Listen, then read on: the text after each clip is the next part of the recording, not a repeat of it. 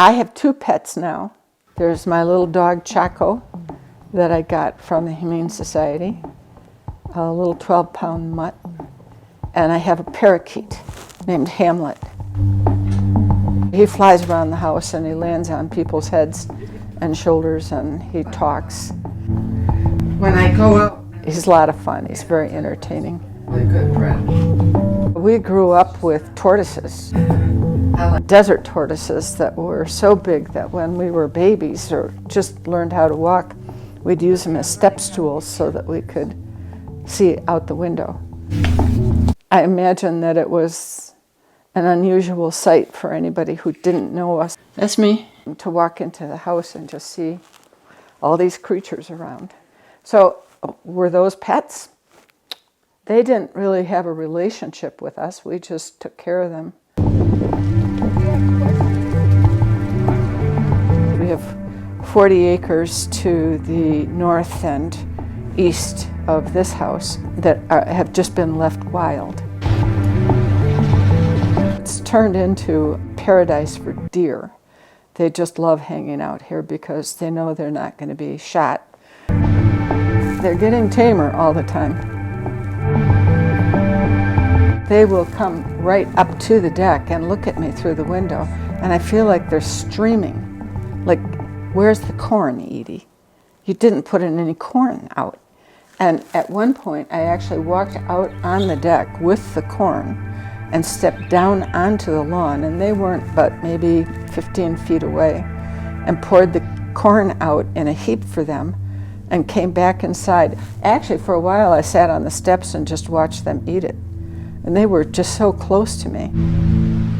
That was a big treat for me.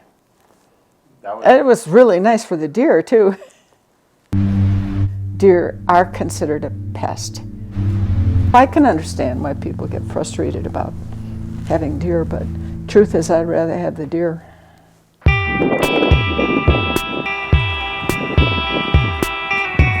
I have a dog named Cosmo. He's an Australian Shepherd, and I believe he just turned 10 years old. My relationship with him has probably changed over the years. I see him a lot less, which makes me appreciate him more. I was always interested in ecology and just being outside, being in nature. I think in high school is when I started to get interested in studying biology. I didn't really start seriously pursuing art until my freshman year of college. I had just taken a painting class that sounded interesting to me, and I really enjoyed it.